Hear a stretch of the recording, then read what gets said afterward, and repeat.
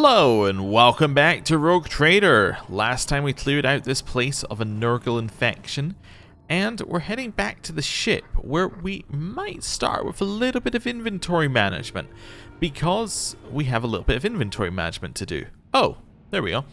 Lord Captain, this is Vox Master Vigdis Suri Ota Tolaman speaking. I hope your heroic expedition was a success. What will be your further instructions? The machine spirit of this vessel is dead and defiled. It should be sent to the Omnissiah in a proper nuclear funeral rite. Okay. Bombard it, let the dead follow the dead. Send out a boarding party, let them destroy this unholy site. Send out technicians to strip the vessel of anything valuable and make sure they keep quiet about what they're about to see. I'm no longer interested.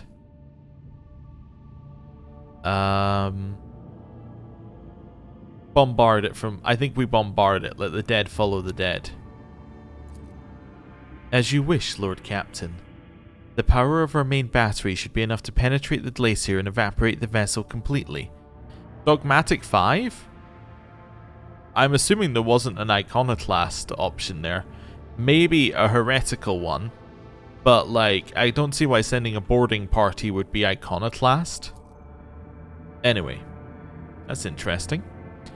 Right, so implying there's something in colony management for us here. Yes, we already know. Ah, it's the Darkonus thing we already know about. Okay, cool. Let's head back to the bridge. And then, let's do a little bit of inventory management. We're just going to sort out our inventory and work out what we need and what we don't need. And try and maybe think about some other things that we could be using. We have a lot of consumables, which I never use. And that's probably not a good idea, to never use consumable items. It probably will not lead to good things in the future if we continue on this path. So, I'm going to run this way. It's a good reason to run to our quarters. And that reason is that once we head over here and have a look in our vault, we have some other things here as well. Cool, although some of these were DLC, which I have no idea which are which at this point. I'm guessing the DLC stuff was the stuff at the bottom. So this kind of stuff higher up should be... yeah. I think some of the stuff higher up is our actual stuff. Okay. Let's figure out where we want to even start here. Allows the warrior to parry melee attacks with a ranged weapon using ballistic skill instead of weapon skill. That sounds really good. Yeah, you know what? Let's leave this first. And let's just sort out what we got in our inventory. We'll go to that if we need something in particular. So let's start with weapons, because we're on weapons. We can work out what weapons we need and which can go away.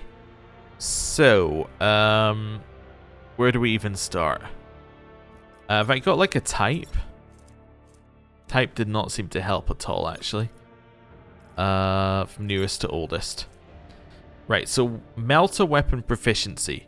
We have an infernal pistol. Now, it was suggested we give this to Pascal, because it would be a one-handed weapon which does more than his plasma pistol. I think there is a reason not to. One, it has different attacks, but did we not take something specifically for plasma weapons on him? Just to double check. I was sure we took some... I'm looking at us. Every single time I assume it's going to keep it on the same character, and it never does. Plasma. Pinnacle of weaponry. First attack in combat with any plasma melter or power weapon deals additional damage. Well, that just means he has to use one of the three. Which would not be the end of the world.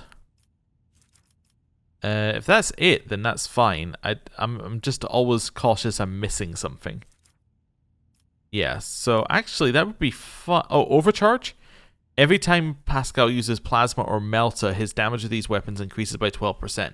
Yeah, okay, so everything I've got is plasma or melta. So actually, this is a direct comparison. Okay, cool. So we'd be losing plasma overcharge, area attack, which is our main thing that we use. Instead we get infernal blast. which is an 8 cell radius in front of him. So I'm trying to think of the different way we would do this. So plasma pistol is kind of, you run in, hit somebody with a weapon, and then maybe fire that off into the distance. Inferno pistol is more you run in, you shoot like an AoE across the area directly in front of you, and then you kill anyone who's left with your melee weapon. Okay. I guess we could try it. I mean, there's no reason we have to get rid of the plasma pistol. So let's go with that. Alright, so we have nullifying shotgun, a two-handed ranged weapon. Shotguns knock back enemies when shot at effective range. It appears to do a lot of damage, but has very little in terms of armor pen, and the damage range is very high. Who could use that? Just seeing who we got currently. I don't really see anybody I want to give that to. Yeah, so that's kind of out for now. Can I make my own order? Sort of, yeah. No. No, you cannot really make... I'm going to stick it to the end of the list. Okay. We have the Drukhari Knave. Now, the only person who could use that was you, if you took the Drukhari weapon proficiency, which you don't have. So this is currently just out, right? I believe... Oh, no, you can use it. Oh, right, she can just use it. Is it better than the Alderi Chainsword or the Blood Seeker Knave? Or sorry, Clave. I think I said Knave on both times, and it's Clave on both times. It is... It's not better than either of those, right? It might be better than the Alderi Chainsword, actually. Yeah, it's probably better than the Chainsword. So let's equip that. I mean, you're not... Oh, but it is two-handed as well, though. Wait, yeah, so we had this and another thing. So this is a two-handed weapon. I hadn't even realized. Where's the Alderi Chainsword that we had here a second ago? There we go. It just stacked. Okay. So no, there's no purpose to that. That's fine. We now have Imperial Pride. So this is a bolter. I think it's our second best bolter, which means we should probably keep that around with us in case our heavy bolter becomes unusable for some reason. Like, for instance, our strength drops below 35. That would seem right. Then we're looking at the Toxic Knife. Doesn't do a lot of damage. Yeah, I think we can hold off on that one. Exotic Venom Blade. That could be better than the Alderi Chainsword. We just have a look here at what these do. Poisons enemies with toxin. So effectively you can say that damage is +1 on that. It just takes a little bit to activate, but your armor pen isn't as good. I think we can hold off. Although I'm trying to... In what situation would we use it? I don't really have a good answer for you there. Wasteland Twister. So that would be for you, if anyone's going to use it. It does more damage than the Greatsword, and is just better than the Greatsword in every way, shape, or form. Yes, it's just better. I was trying to think of a reason why it isn't. But no, I mean, the low-end damage is potentially lower, but, you know, you get 25% armor pen for that. There we go. That is just better. Multi-Melta. Now, there's a reason we're not using that. We weren't using that for Pascal. Oh, there's actually an even better reason. He doesn't have 55 strength. That will do it. I mean, actually, technically, that means you can use the Multi-Melta, which is an interesting thought.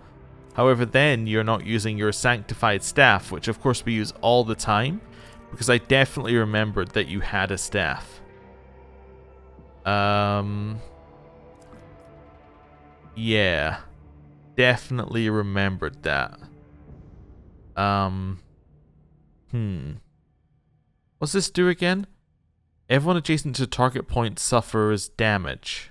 Okay. And then the heroic act is more damage. Okay. Interesting. Maybe a multi-melter would be better. Because it would give him it would give him something. Yeah, there is a reason to use a multi-melter. It would give him a way to get through armor pen. You know what? Sure. Why don't we just give you a multi-melter?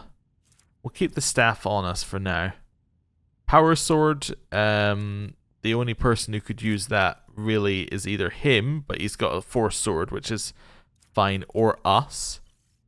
There's no reason for us to use it. Okay, Omniscient Axe. It's exactly the same, right? Yep. Swarm Protector. You need Iconoclast Adherent to use this. This one, let's just have a look at it. Grants the wielder +1 to resolve for each enemy killed until the end of combat. It's got lower range, but better rate of fire than our current weapon. It could be good. I mean, the rate of fire is nice, because in theory you could say that if you hit is 4 times the damage, which is cool.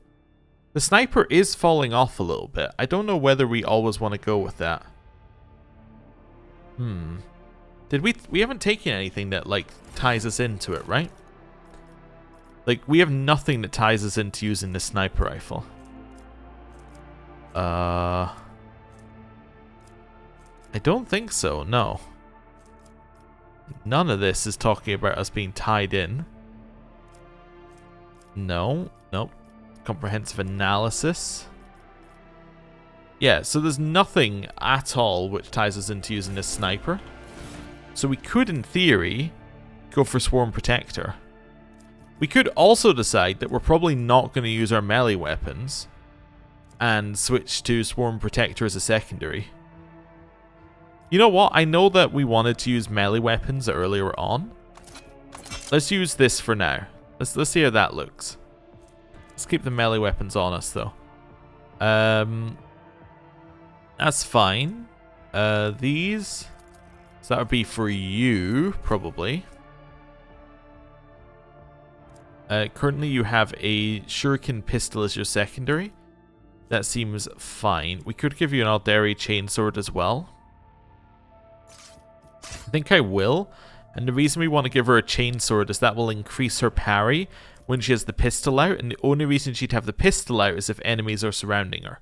So this is effectively just here to give her parry. That makes sense to me. And yeah, then there's no reason to have those. I don't think they're that good anyway. Right? Like, no, they're both kind of just a little bit not very good. Let's add to cargo. We have a melta-gun, which is a two-handed ranged weapon. We don't want to give you the two-handed weapon. We didn't want to give him the two-handed weapon previously because it made his attacks too expensive. I think that's still the case. I think I'm happy waiting on that then. And then obviously we wouldn't want to give it to you because you have the multi-melter, which is just better. Hand flamer. I mean, that would be you if anyone's using it. Infernical does more damage. That's fine. Serrated greatsword. So that is a two-handed weapon. Yep. It does more damage. Sorry, it does on average more damage than the Wasteland Twister. Or like, it's the same question we had between Wasteland versus Greatsword. But it has an effect. On a critical hit, the sword inflicts 1 stack of the laceration effect. For each stack of laceration, all attacks of this sword against the same target deal 10% more damage. So if you're facing a boss, in theory this is better, but anyway, that's fine. Long las. That's something for me to just have a look at here. That's not going to outperform the Rebel Sniper Rifle. Apart from the fact that it might hit more often. Bolt Pistol is not good enough. Been there, done that. These things have all seen. Modified Bolter is not good enough. And then the staffs we've already looked at before many times. Okay, that's that side of things. Armor should be really easy because there's no reason for anyone to equip any of this because we already look at it. Next step, I also think there's not really a lot of reason to look at these, but we'll have a look anyway. Bonus to ballistic skill. You could wear it. A 10 bonus to ballistic skill. Okay. That's fine. For every kill, the wearer increases their critical hit chance by 5% until the end of combat. That seems good. Cannot suffer burning. I mean, that doesn't really matter, but it could be okay. Whenever the wearer moves through a cell occupied by an enemy, the wearer gains dodge until that enemy's turn. Yeah, until that enemy's attacks, until the war... Gains 15% dodge against that enemy's attacks until the warrior's next turn. So yeah, we don't need to worry about that either. This will give you the no burning boots, even though it makes no sense for you to have that whatsoever. Let's see what else we have here. What are these two? Reduce wounds, increase critical hit. Whenever you hit a dead-eye shot, reduce the enemy's deflection by 1. Yeah. You need some gloves. Whenever the wearer of these gloves gets an injury or falls unconscious, their allies gain a +1 bonus to damage. Don't think we need that. All attacks of opportunity deal additional agi bonus. Bonus to tech use. I guess I'll put those gloves on because they don't do anything negative. And then, do we have anything that can go in this slot? Yes. Single attacks with bolter weapons automatically hit the target. What did I give you that I replaced that with? Revel and Slaughter. Yeah, okay, so Revel and Slaughter is even more specific. So yeah, that's not going to do anything for us here. Right. Anyone else missing any slots here? We're looking for head slots or hand slots. So, head or hand. What's your hand stuff do? After triggering Perils of the Warp. Okay.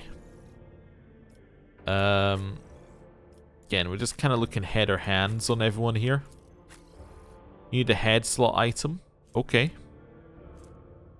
Applies a penalty to perception for all attacks made against the wearer and to enemies in a 2-cell radius from the wearer. Okay, he's now Judge Dredd. Ooh, you get immunity to critical hits for the first 3 rounds of combat. That seems a little bit better for him. Especially as he's somebody who stacks up over time.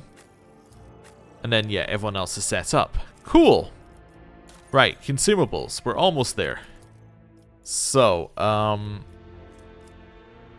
what should we be using here? We should be using Tears of Repentance because we get them for free. Grenades, probably. So he's got these buffs. You know, I'm getting the problem I have with all of these. I'm just going to double check that we're everyone at least has something equipped. Yeah, the problem I have with all of these items, right? Oh, you need those, and then you are fine. Is that these are all like, yeah, these are cool. These do things, but if we don't actually lose a fight, like, there's no reason to take any of them, because if you heal up after a fight, it's not like using them allows you to get through a fight with less resources, right? Let me give you an example of Pathfinder here, one of the other games that these guys make for an example. If you use consumable items and other such things there to get through a fight without taking as much damage, then you will potentially allow yourself to you will potentially save yourself a long rest at some point, which means time won't progress. It means that you're not needing to use resources for the long rest. All sorts of good things will happen to you. Here, because you heal up at the end of combat, the only negative are the injuries you take. And currently we're not in a situation where injuries matter, because there's usually only 2 fights in area max, right? So if there are only 2 fights in an area, it really doesn't matter if you're injured, because in 2 fights you'll be fully back to health. In fact, do these remove the... these only remove fresh injuries anyway. Okay, that's fine. But yeah, so if you're already back to health that quickly, it doesn't matter. I guess when these will matter is when we enter into areas where it's like, here's 6 fights in a row, and you do not get a chance to restore your injuries between them.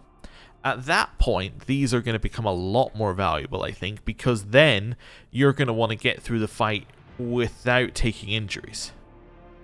Right?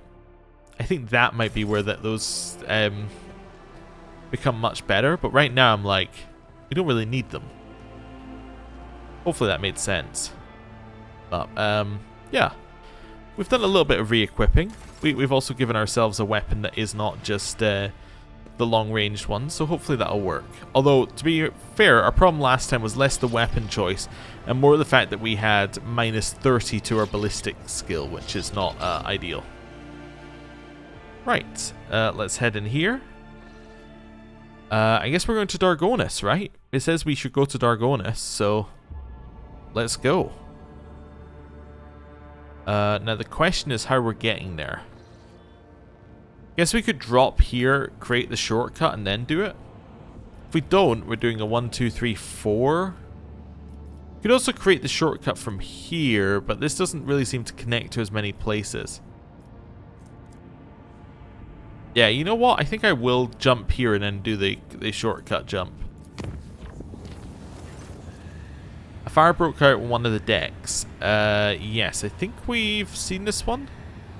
Maybe not. The raging disaster consumed the entire chamber, destroying precious cargo and damaging the interior plating.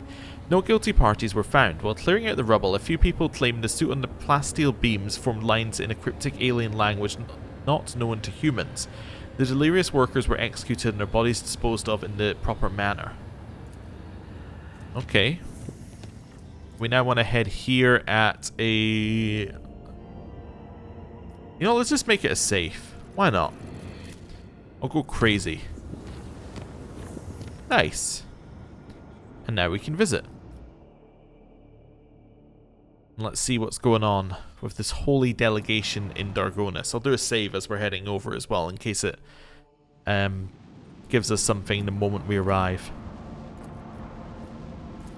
Okay. Let's go.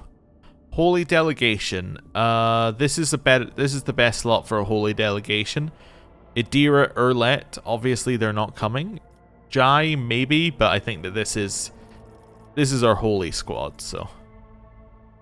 If we're wanting to show that we're pious and good, we don't bring along the heretic and the Xenos. And the questionable ethics person. I think this is fine. Although I guess, like, questionable ethics probably applies to most of our party. Although it doesn't matter anyway, because on Darkonus it makes you pick your team and then goes, nope, sorry, it doesn't matter. So, I forgot. I wonder if you still do skill checks with only you. There was a patch for this game, I think today, but I didn't read it, I'll be honest. So, maybe that was addressed.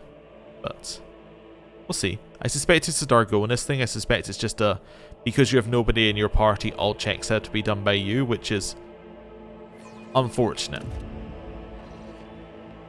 Right. Head this way. Head up here. Further in. Further in. Right. Hello. Wait, this isn't where we needed to go? Hello?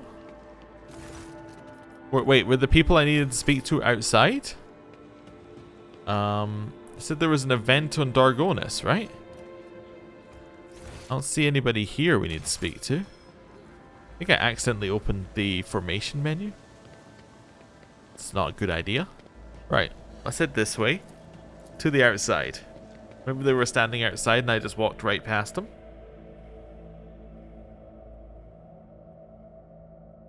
Okay. Back out.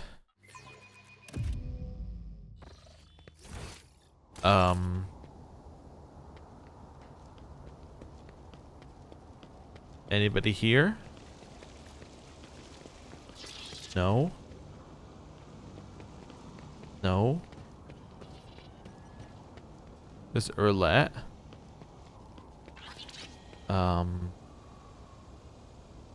Head of Yanis's delegation? No.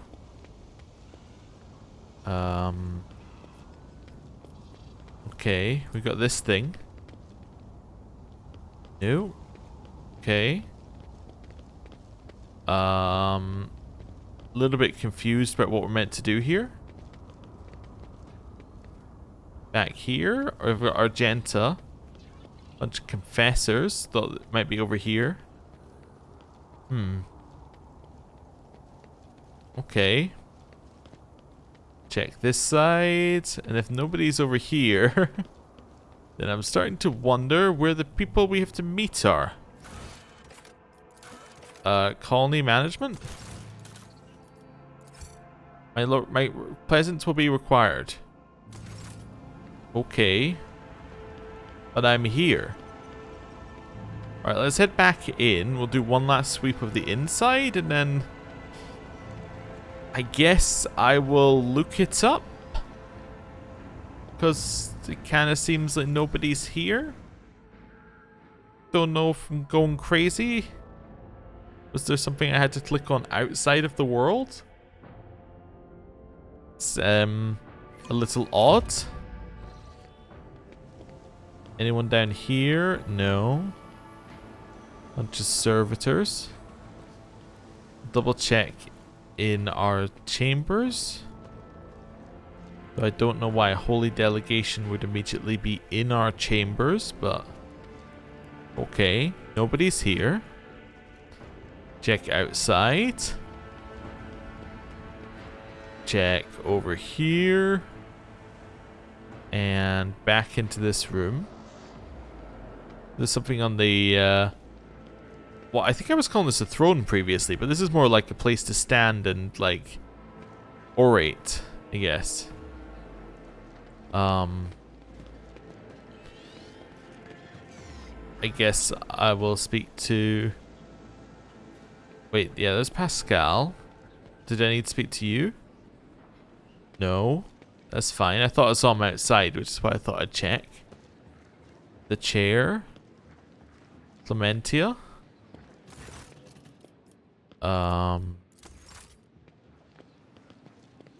You?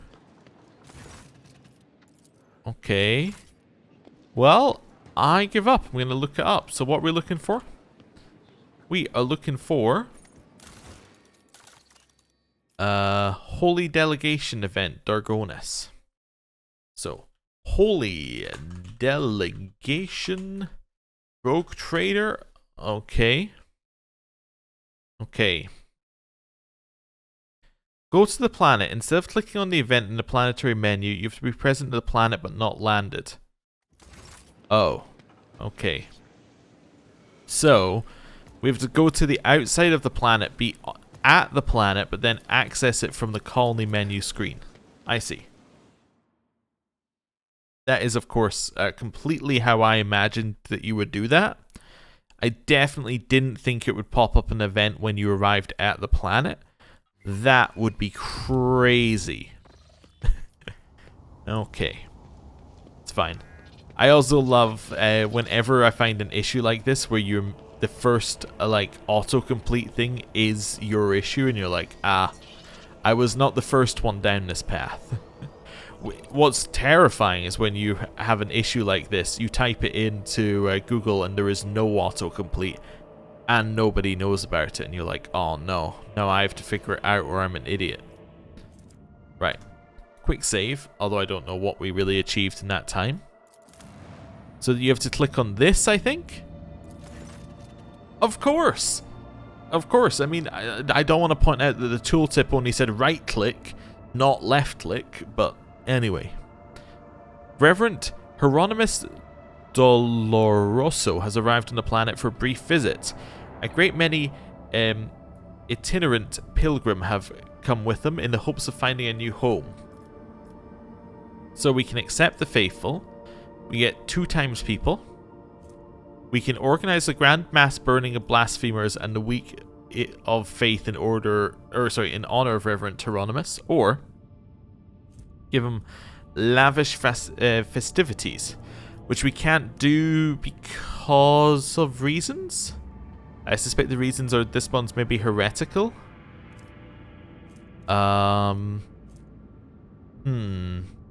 Maybe it's based on his opinion of you.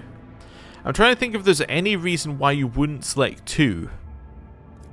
I guess because you don't want to burn that many people.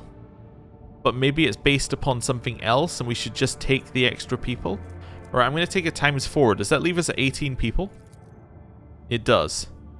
The colony's spiritual fervor has impressed many of the pilgrims, and they've decided to stay on the rogue trader's planet.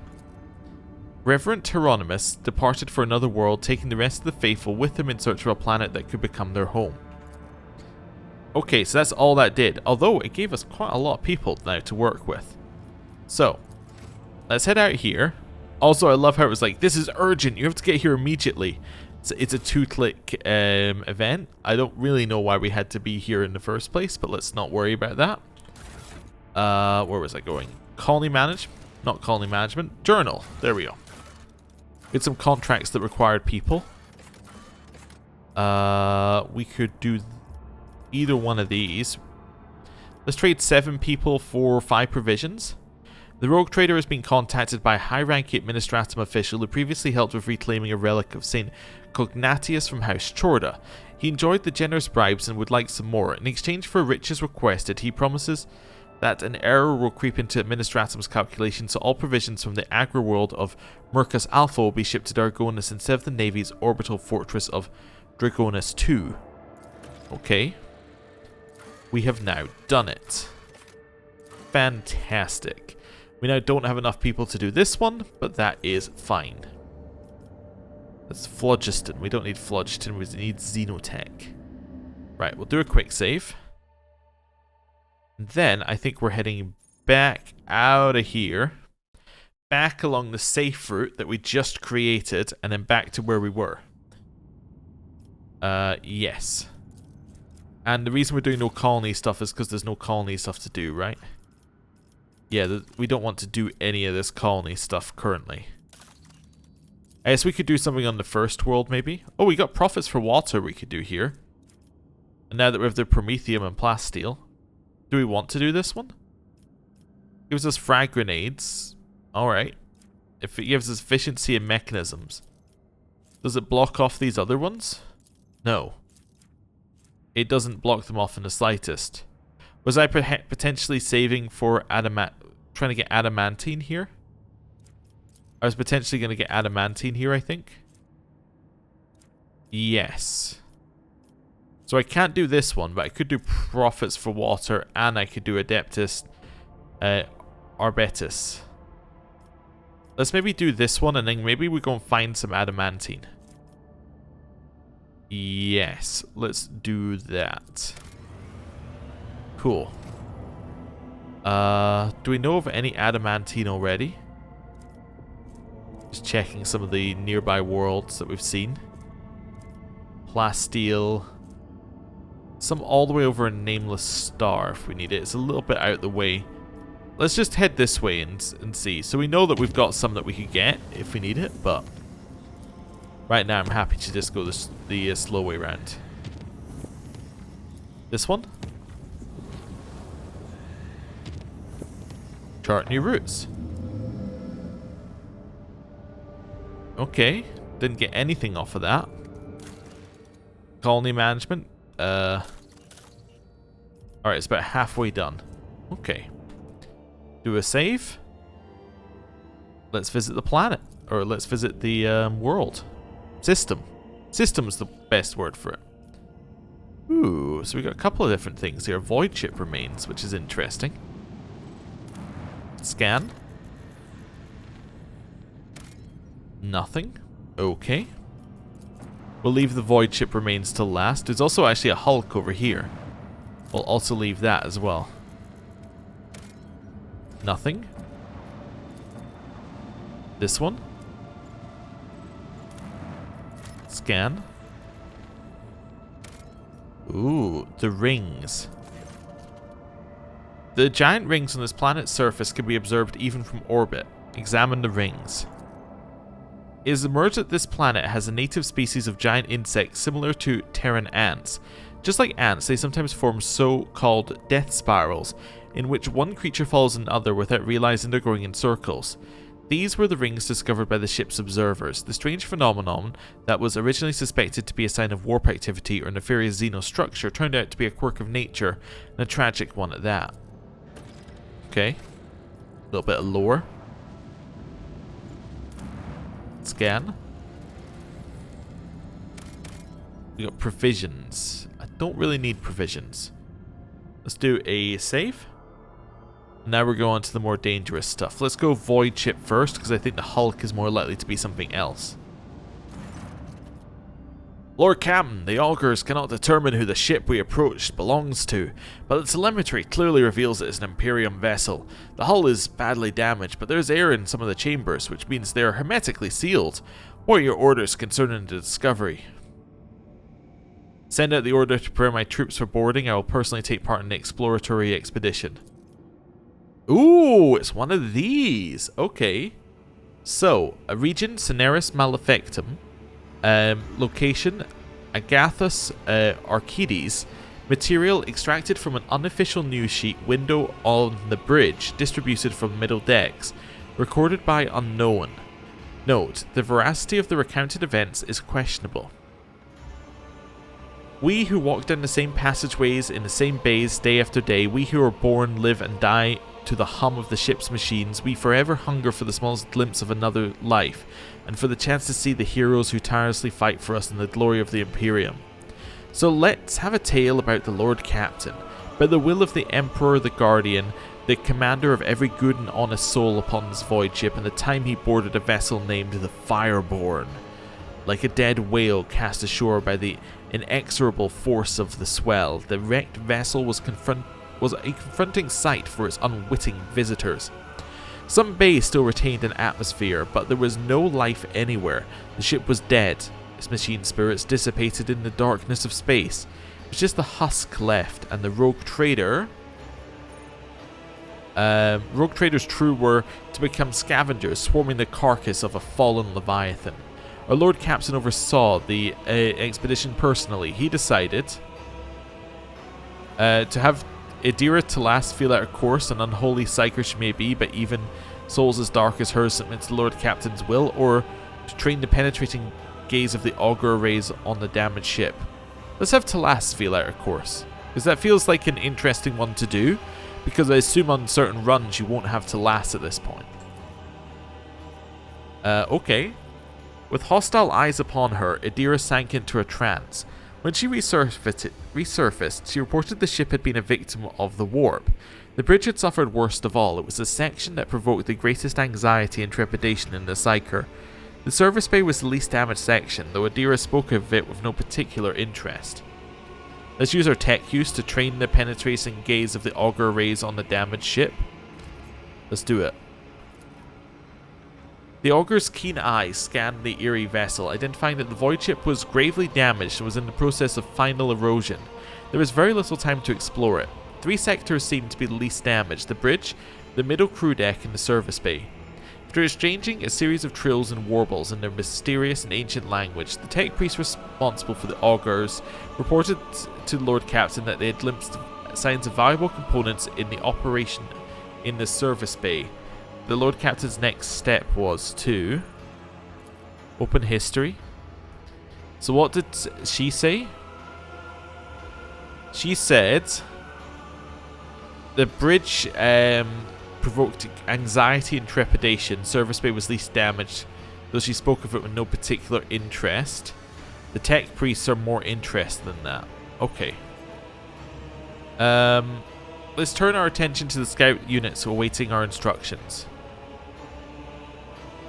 The Lord Captain had to decide which of the 3 teams he would lead and which 2 would be entrusted to their officers. Let here be known the names of those honest people who stood before our rogue trader in that moment. The taciturn and grave Young Ho Soen, whose word was as firm as his handshake. Captain Vesti, whose jokes will be remembered by everyone on decks 3 to 5. What does it mean, remembered? That doesn't sound good for his survival. Captain Matina, the senior officer of the 3rd unit, known to many as Grey Matina. She'd been leading units back when the current crop of scouts were snot-nosed kids. No one on deck was of any doubt that navigating inside the wrecked ship would be difficult. The units would be separated by kilometers of twisted metal, dead modules devoid of atmosphere, collapsed passageways, hull breaches the size of a house. The only thing connecting the brave teams would be the delicate thread of a vox link. So we have to decide which of the 3 teams we're going to lead. We should lead the team to the bridge because it's the most dangerous place to be. From here on, we will relate the events based upon what we have learned from witnesses, the people who accompanied the Lord Captain on the tour of the dread ship. The shuttles started up one after another and dispersed, each heading for its selected target. An hour spent on cutting through the hull in the freezing vacuum of space, a fussy boarding, and then finally the rogue trader stepped onto the cold, dark deck of the dead ship. The light of the torches revealed the sign in the gloom. Fireborn.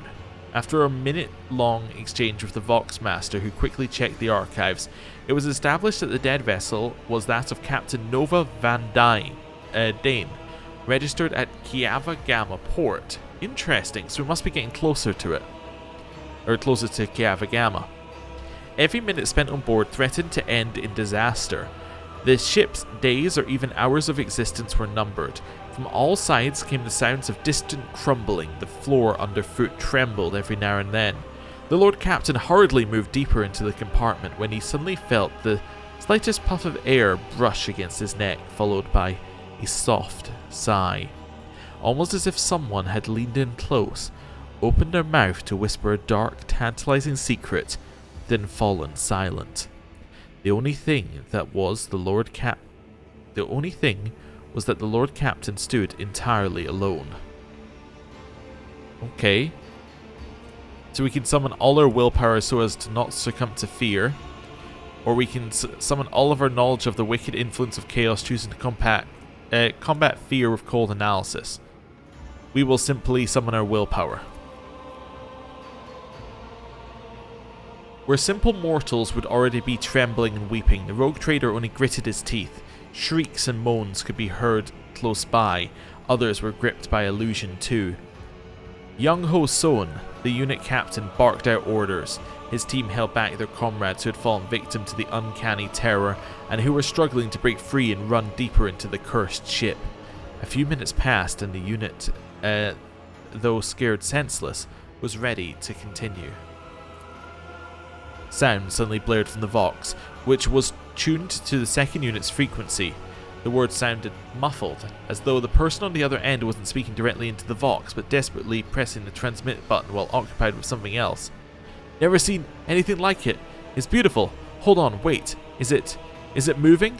The words are cut off by a strangled wheeze, followed by static.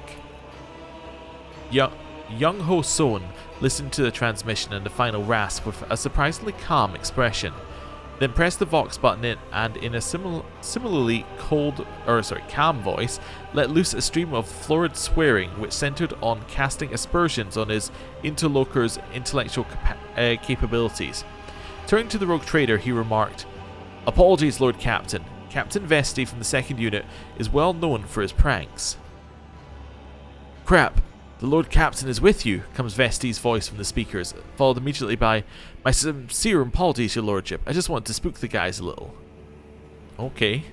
We can inform Captain Vesti will be severely disciplined, be removed from command and demand his final report, or resolve to show leniency and merely ask for a report on the unit's progress. We'll show leniency.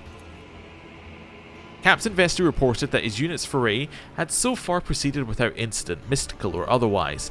They had found no survivors from the ship's crew, or bodies for that matter. However, the unit had encountered a problem. The passage leading from the deck section with the arsenal and storage depot was severely damaged, especially the power cables. Proceeding further could be dangerous. Okay. So after consulting with our officers, we issued new orders. We decided not to risk his people. We've got logic. Let's issue new orders. Vesti's unit headed off to carry out their orders, while the rogue trader and his team continued on. After spending several hours wandering down the dead passageways, Young Ho Soen's unit and the rogue trader reached the bridge of the Fireborn. The oppressive feeling had not dissipated, and it was as though the bulkheads of the ship were steeped in the terror and pain of the people who had vanished without a trace from those decks. On their way there, the unit had found no signs of a struggle, or bodies of the crew, and that served only to deepen their unease. After examining the bridge, the scout unit discovered that the captain's principal cogitator was still functioning. The final log entry was identified, a damaged pict recording that no one in the unit was eager to view. Proximity to the cogitator alone was unsettling enough, with each passing second remaining on the bridge was becoming more and more difficult. Obviously we're going to watch it. Ooh, we learned something about the cache on Kiavagama. Or a new rumour about a cache on Kiavagama. The recording contained a message from Captain Nova Van Dane. It's almost impossible to make anything out in the pict, only the captain's hand gripping the edge of the table and flashes of iridescent light. The captain was speaking crisply, almost calmly, but there were also short, almost inaudible breaths, exactly what the rogue trader's team had encountered when they had first boarded the ship. And it even seemed that those sounds were coming not from the recording, but from the gloom-drenched corners of the bridge itself. Kiavagama has fallen. The Fireborn broke orbit under fire from an unknown enemy and left the system, said Captain Van Dane in the recording, with the tone of an officer reporting to her superiors. We encountered pathological warp activity. The crew is reporting failures in the Geller field system. The ship is doomed. Whoever finds this recording, I ask you to hold a prayer service for our souls. I also ask you to take the family relics of the Van Dane line from Kiavagama. The relics are stored. The captain then specified the location of her family vault and the access code. The recording ended. There was nothing left to do on the cursed deck. It was time to return to the shuttle. A message came from the unit led by the seasoned, unflappable Grey Matina. The captain methodically reported on all the service-based sections her team had already examined. They had found nothing of value. They had found no bodies. There had been no incidents. The search was proceeding as normal. The unit was waiting for further instruction from the Lord Captain. After distilling the salient points from Grey Matina's exhaustive report, Malachi listed the areas that warranted a more thorough search. Let's do it. After returning to the shuttle, Malachi received reports about the Fireborn's status. The tech priests who relentlessly pierced the wreckage with the Augur's gaze insisted on curtailing the operation as soon as possible, fearing imminent destruction. There were also reports from the other two units. The second unit had succeeded in moving through the danger zone and had returned to the shuttle with a valuable payload taken from the dead ship's stores. Grey Matina's unit had explored the service bay without incident and, not wasting any time, had marked valuable components for later disassembly and transfer to the rogue trader's ship. So we got a hotshot las pistol, we got a cogitator bracer. These are all just things to sell, apart from the long las, which I guess are also things to sell. Alright, bunch of things to sell, and then some experience. The units assembled at the shuttles, and the Lord Captain gave the final order of this grim expedition. So we can honour the memory of Captain Nova Van Dane and her crew. We can recite a memorial prayer to the Omnissiah in honour of the ship, a fallen wonder of engineering, or fire upon the cursed ship from the long-range weapons batteries. Let's honour the memory of the captain and her crew. The last request of the fallen captain had been fulfilled. The improvised funeral began with a brief military salute, and the rogue trader himself recited a prayer for the souls of the Fireborn, just as any honest servant of the Emperor who has dedicated their life to voyaging through the darkness would honour their fellows and mourn their deaths. Time was up. The scouting party returned to their ship. With one last look at the Fireborn, the rogue trader turned away and cast the grim carcass forever from his mind, or gave the order to fire upon the dead vessel at range.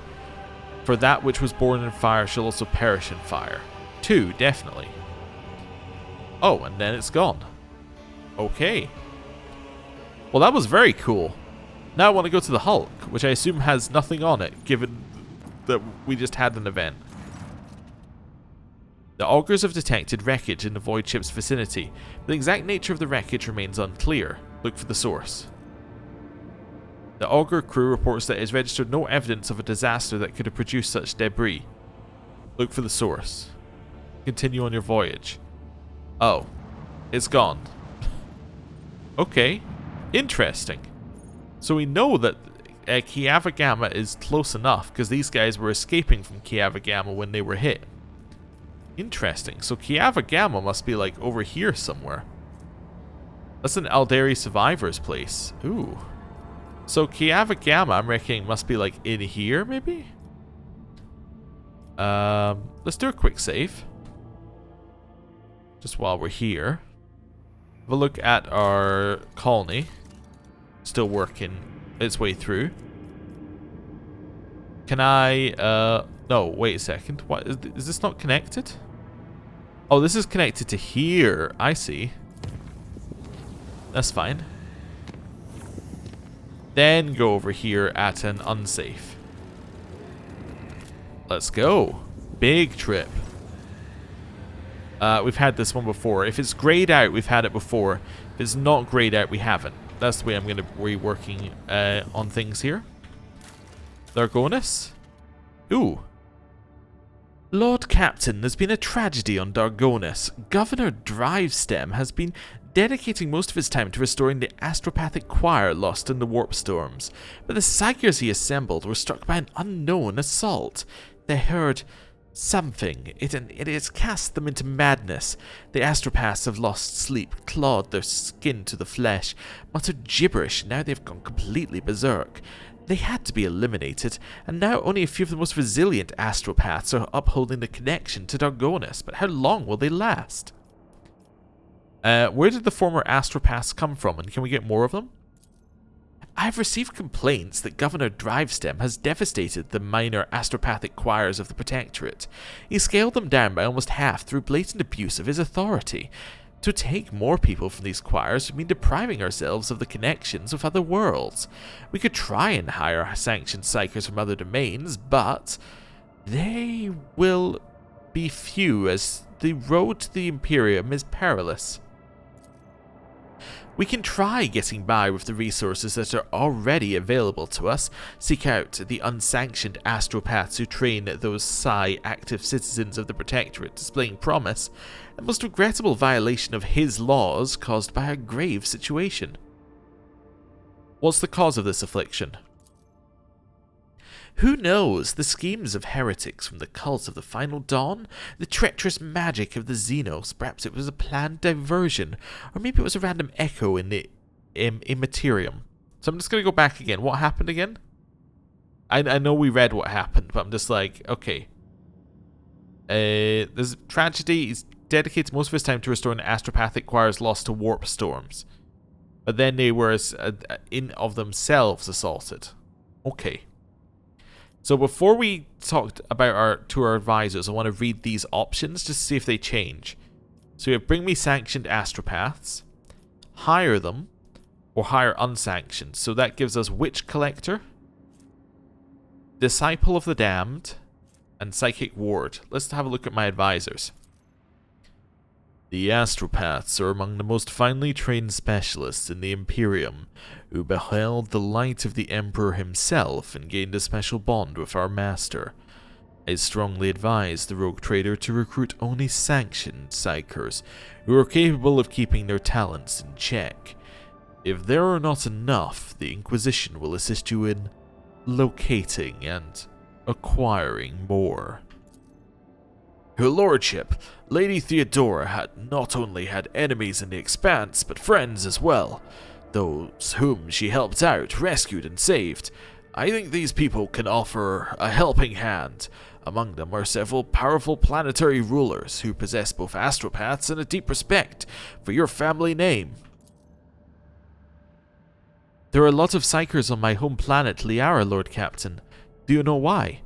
There we are not dispersed, persecuted, or enslaved on the black ships. There we are sheltered from raids, educated, and respected. Of course, it's all done in secrecy from outsiders, but I can suggest which ruler to contact. Perhaps the von Valantius family name will be enough to make a deal and obtain a more educated group of astropaths, rather than some criminal rabble. Okay, so let's see what we got. So you got Witch Collector, Disciple of the Damned, and Psychic Ward. Did these not have extra negatives before? So maybe what asking your advisors does is it gives you the same options, it just takes away the negative parts if you have an advisor that matches. That could be it. So I'm sure that Witch Collector had a negative on it. Huh. Okay, so what are... I mean, let's just do my thought on this one. I think none of these are bad. I think Inquisition, I think Theodora's Old Friend, and I think Liara are fine. I think the only problem with Liara is that this is a little bit heretical, and I'd prefer not to be heretical. Suppose this gets a Psychic Ward. While Veil Degradation is equal to or more than 10, the Psyker deals willpower bonus plus perception bonus % additional damage with all psychic powers. Alright, that seems really good, but only for Adira. Disciple of the Damned. Demons, chaos creatures, psychers, and navigators deal 10% less damage to the rogue trader and their allies. Very nice. And then Witch Collector. The rogue trader's party gains Fel bonus divided by 2 momentum when using any psyker or navigator powers. Whose Fel bonus?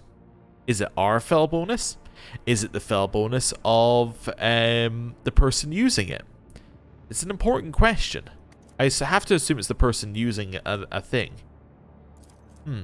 This one does give us security, but we have been told that security doesn't really matter that much. This is like, both of these two are really good. This is take less damage from a collection of enemies that are likely to do a lot of damage to you. Like Psychers, Navigators, Chaos Creatures, and Demons pretty much covers your list of things that are going to do a lot of damage to you outside of the Chaos Space Marine we faced earlier. And then this one, gain momentum when using any Psyker or Navigator powers. It would allow you to do a lot of heroic acts, but I feel like we're already building in a way that we're getting a ton of those. So I think I'm actually going to be happy with this one. It's time to visit Theodora's old friends. It'll be done. I wonder how many of them are still alive. A ship carrying 24 astropaths soon arrived on Darkonus. They've descended to the surface covered head to toe with protective amulets as if going to war. The news of the tragedy that befell the previous choir quickly spread throughout the expanse. Each of them conveyed words of amity from the rulers who sent them, and each asked permission to visit the family crypt to pay tribute to Lady Theodora. The tragic pestilence of the astropaths has not appeared again, but all of them have reported hearing strange whispers ever since their first day on the planet. And that got us Profits for Water done, which gets us efficiency +3, and a bunch of frag grenades and some mechanisms. Okay. Cool. Are those replenishing, by the way? They are, yes. So we should get a ton of those over time. And we should always check in on the planets just so we grab everything that we can get. Why do these resize on each one? So it's because the little plus resizes them. That's interesting. Because it's showing what each planet gives it. Okay. That's cool. Well, I mean, now we get a bunch more mechanisms, which I guess will be useful if we have any mechanism contracts. If we don't, we could complete our people contract, I suppose. I just don't want to complete a contract when it leaves us at night no resources. It just seems short-sighted. Yeah, we probably need to grab more plasteel as we go through, but we also need adamantine for the adamantine thing down here. Oh, blocks Oh wait, this one blocks Profits for Water? I hadn't even realized. Oops. Oh well. I mean, this isn't too bad. Wait, whenever they perform a heroic act, they recover all their wounds and gain 2 AP this turn? That's insane. I think Profits for Water is good. I mean, the efficiency is nice. But this means we're kind of done with all these later ones, right? So does that mean we should just do these things? Because we can? Like, just take... Yeah, just like do one of them? I guess so, yeah. Let's do Doctrine of Rationality. According to the new doctrine, the disenfranchised will be serveritorized or disposed of through hazardous work. Or, issuing this decree will significantly tighten population quotas, dooming laggards to be processed into corpse starch, which will encourage more diligent servants. Neither of these sound like things I want to do. But I was just thinking, if you're going to progress it, I guess you have to. I guess this one is fine. Turn them into servitors, at least is okay. I guess. I don't feel great about that one. Here, let's look at our level 3 stuff. What are we missing? We're missing our level 2 stuff. We need Xenotech for this one. Or we need rep. Yeah, so we're struggling on rep for Yanis. And then for this one, what are we missing? Bonfires of Righteousness. Why can we not do Bonfires of Righteousness? We're missing Xenotech. I see. Or Adamantine for this one. But that's not worth doing. Yeah, Bonfires of Righteousness is probably the only one worth doing here. I think is probably what we worked out before. Yeah. And then these two, are these unique between each other as well? Yeah, but they need rep. So again, we need more Xenotech. Okay. That's fine. Cool. Well, this seems like a... Oh, actually, I'll click this button first. Ooh. This connects to the Alderi Survivors place. Okay. Oh. These are... This is where Alderi Survivors... This is where Viable 6 is. Where's Kiava Gamma? Do we know? Sorry, I know it's jumping around a little bit here. There's Kiava Gamma. Wow, it's all the way over here. So yeah, you basically choose a direction to go for these two, don't you? Okay, cool. At least we know we're in the right area of the of space, right? We know that heading this way, we should be doing things that are roughly our level. So this should be almost definitely on our level because it's on the path there. So yeah, this is cool. Anyway, I'm going to end the episode there. Thank you very much for watching. I'll see you next time. Goodbye.